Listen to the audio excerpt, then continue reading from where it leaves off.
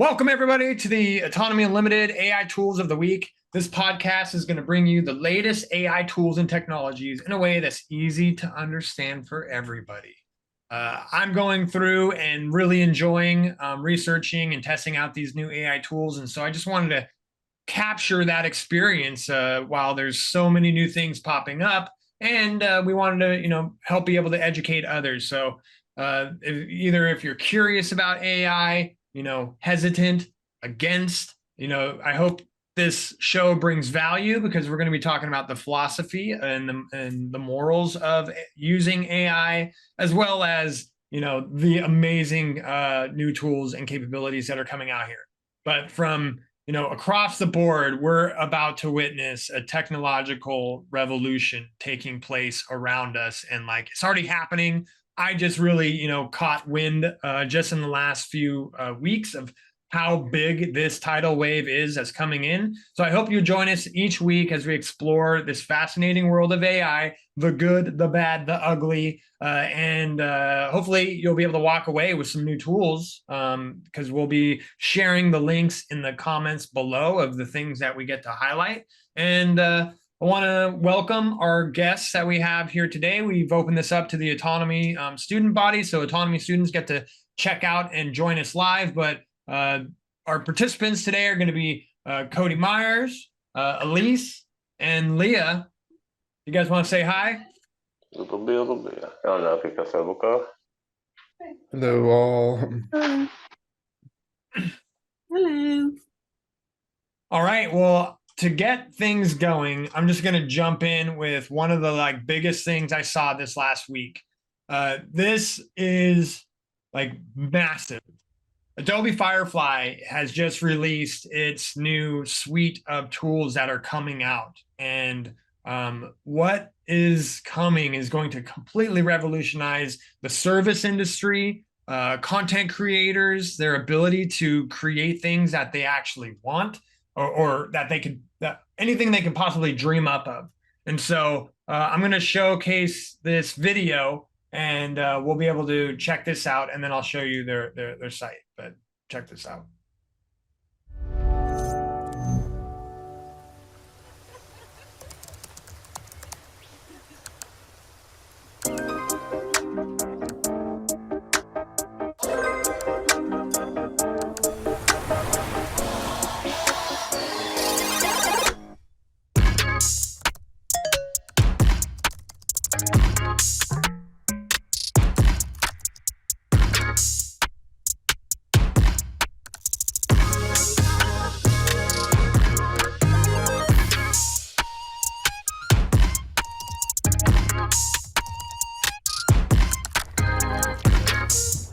When I get to the crag, I'm putting on my shoes. When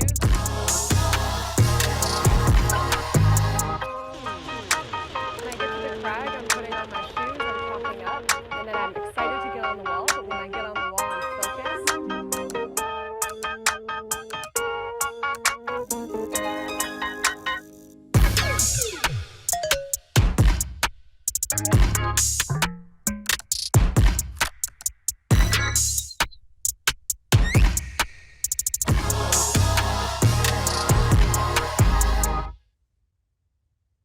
So that was a teaser they just came out with just in the last couple of weeks. If you have an Adobe account, you can apply and request access. I did this 2 days ago, so I'm waiting to get access to these new suite of tools. And so they're basically here is what I'm saying. As you saw in the video, you're going to be able to completely easily manipulate any photo, videos. You guys saw the B-roll, automatic B-roll that, reads the transcription inside of your videos and suggests and just cuts in B-roll that are applicable to that section.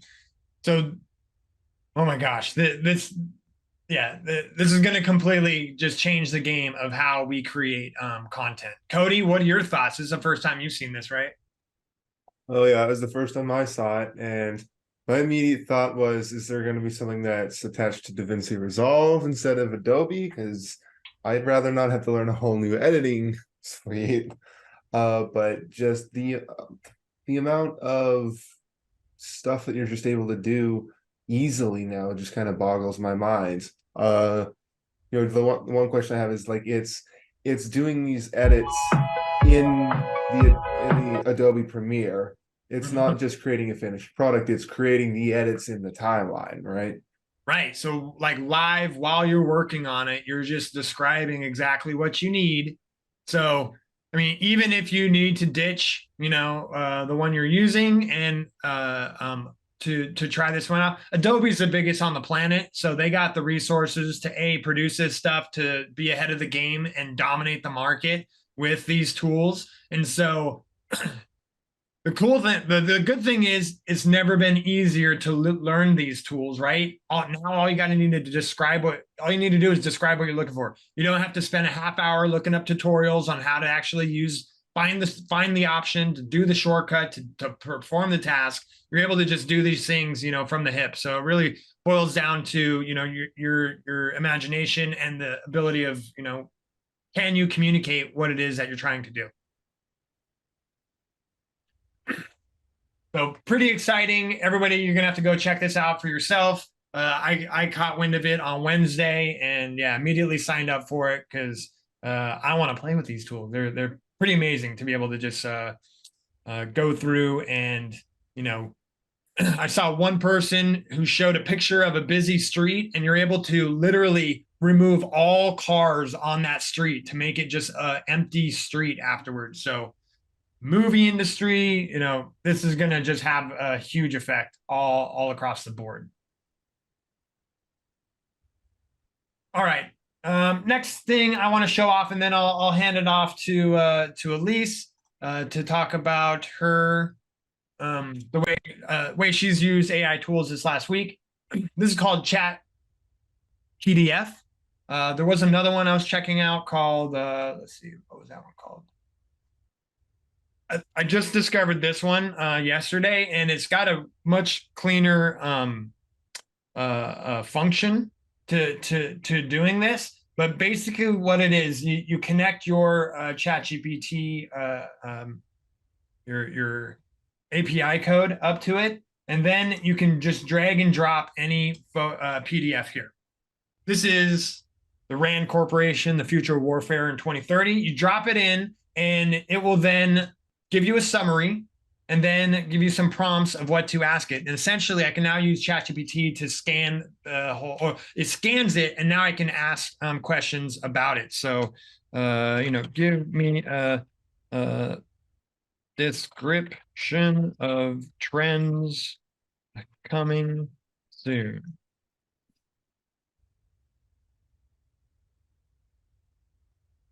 There's a little glitch covering most of the screen on my end. You're on. Everybody else too?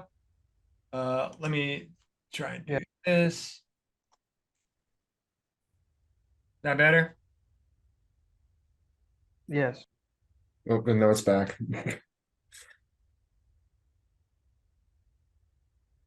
It's the black and dark gray diagonal slashes.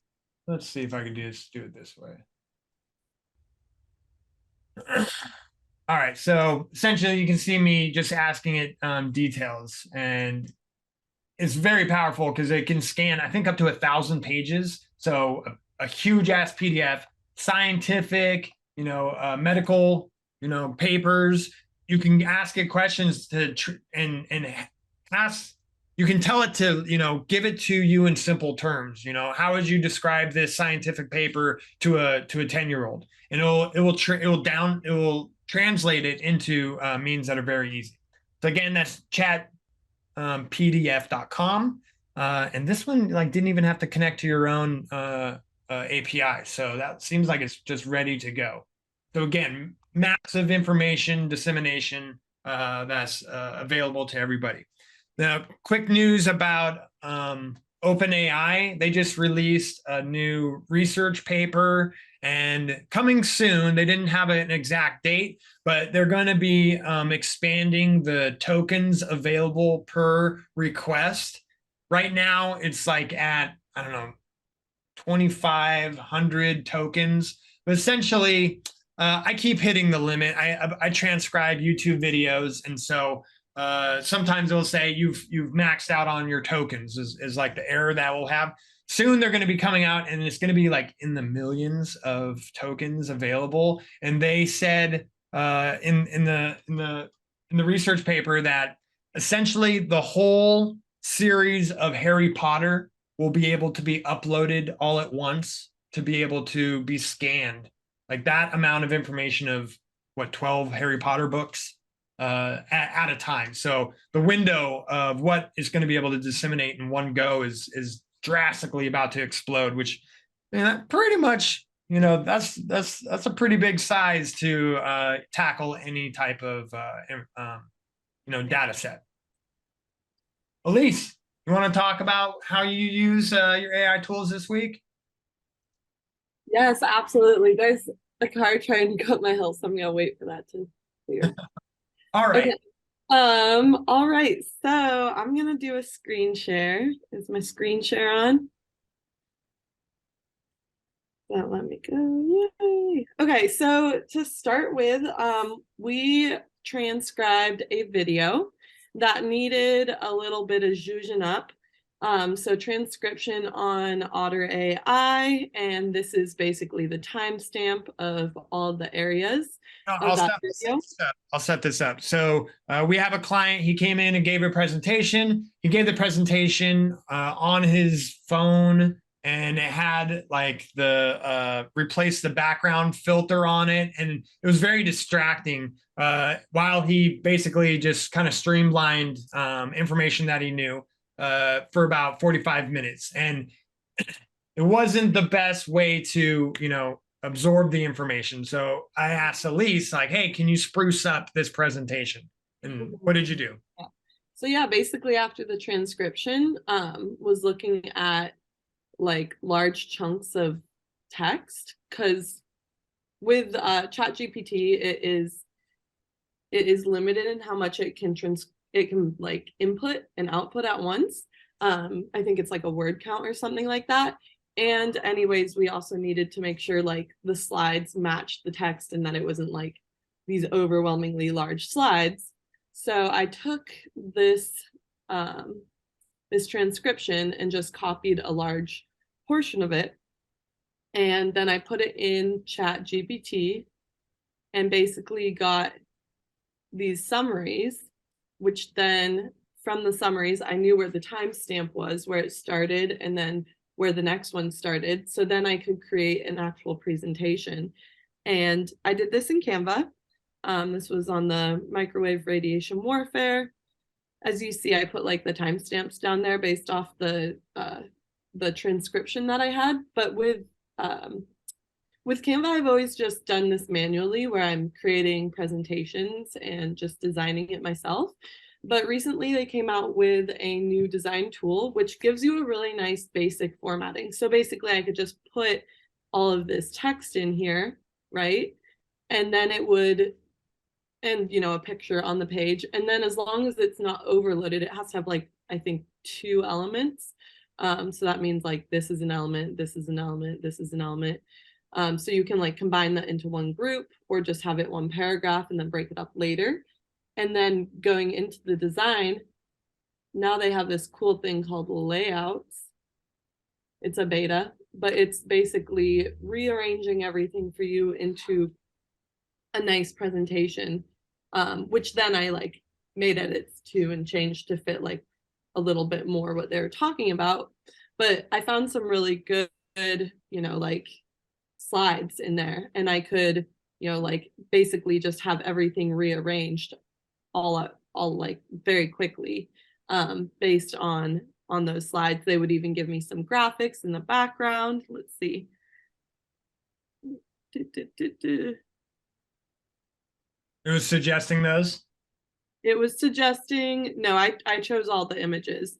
Some of them were from when I tried to use Tome, but I found Tome was limited, because you can't like change specific text to be a certain color.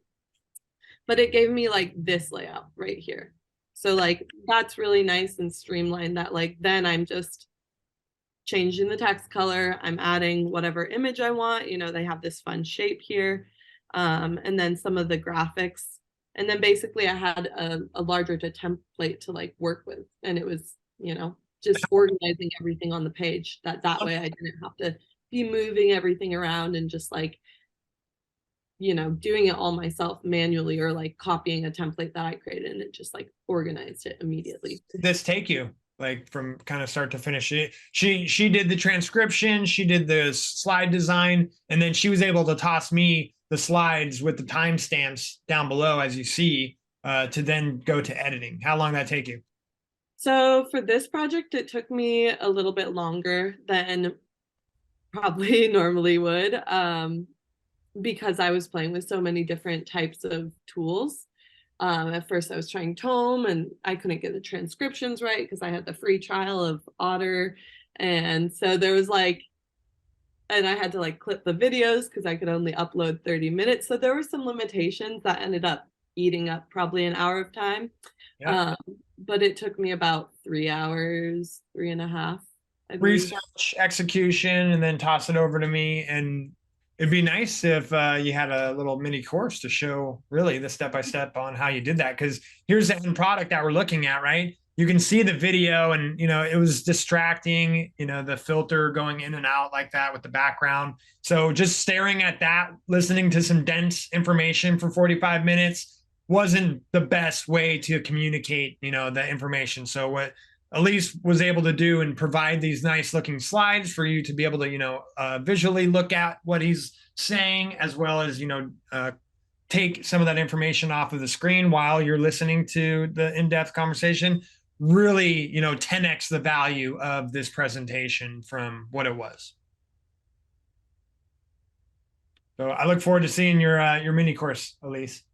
Yeah, and as a perspective, I think something like this would normally take me, you know, like 5 hours to create if I'm doing it all by hand. So yeah. Awesome. All right, I'm going to move this show along. Next up,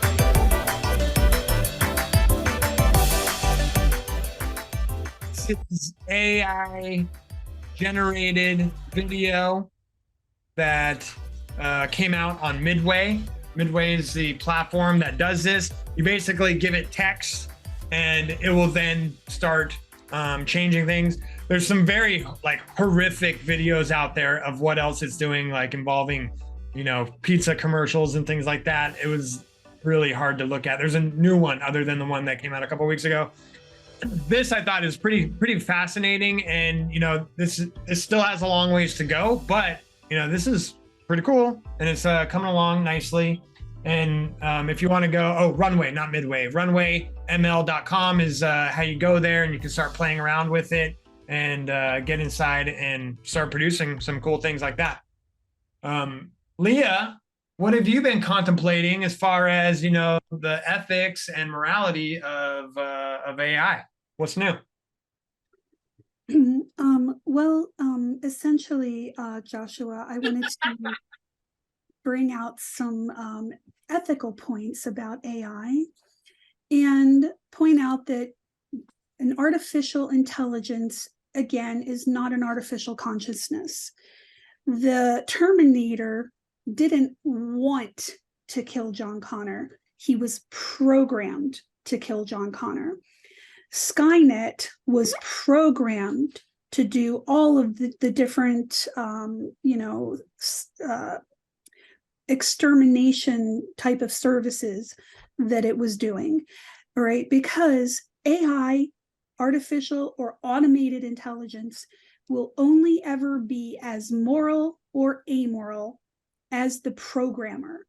So any type of idea that we're creating a dystopian future for humanity because we're using AI, it basically is dependent upon whether or not we use these tools morally or immorally. Are we using them to violate other people's rights and to enslave them? Or are we using these tools to free humanity?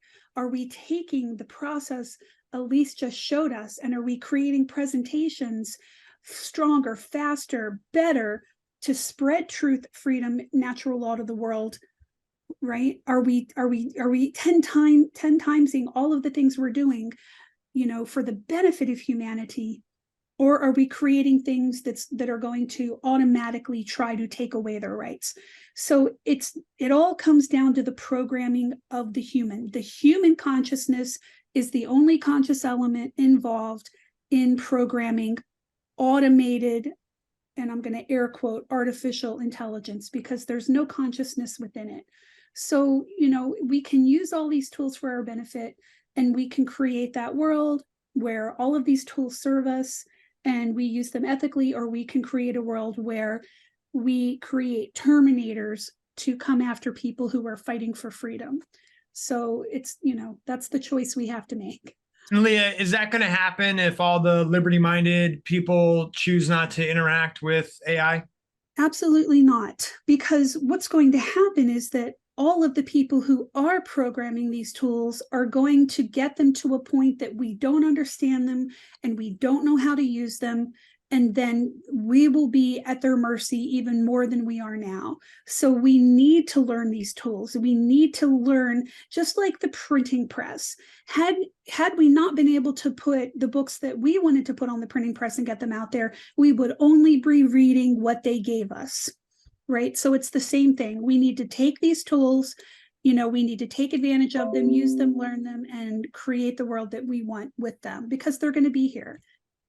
Thanks, Leah. You agree with her? You disagree with her? Please bring that conversation in the comments section below. I'd love to hear, everyone's thoughts on this. Man, this show goes quickly, and it's supposed to be short and punctual. I'm going to show off one more cool thing. So I have started ChatGPT. I use it every day, and I've been able to create a document that I'm now making available to the public. It's called My Week with ChatGPT. For just $4, you can sign up and be able to look over my shoulder, see how I'm using ChatGPT. But this last week, my daughter had a birthday party, so I asked for a scavenger hunt, and I told it to find, using the things in my area. It came up with a scavenger hunt for my 5-year-old. And so I said it was springtime, I'm on a farm, and it came up with this list of, yellow bird or yellow flower, bird's nest, caterpillar. And we spent the next hour looking for these things out in nature, and she had a blast. I had a blast because, it used up an hour that I had with my daughter. So and then I was, tweaking it a bit more to add a storyline to it and make it fun and engaging for her, so that she was entering into a story and then had to look for these items, and thought it was, really a good time to spend with my daughter that way. So if you're interested in that, I'll put the link down below of, how to check out My Week with ChatGPT. And that's what looks like right here for the landing page you can go to. Man, I didn't even get to cover a lot of the stuff that I had planned to, but we'll put those links down below of what we did cover. This time goes really fast. I like it short and condensed, and we'll try and jam pack as much as we can in these future episodes. I hope you'll join us next week. There's there's hundreds and hundreds of tools being released week by week. So I hope you'll join us for this next episode. Leah, thank you for that stimulating intellectual ideas to chew on for the week. I don't want to meet Terminator, but I do want to take advantage of these tools to help make sure that there is freedom in the future for my child. Elise, again, thank you for showing us the inside of your workflow of how you're taking advantage of these tools. And everybody, I hope to see you again next week for Autonomy Unlimited AI Tools of the Week. Thank you.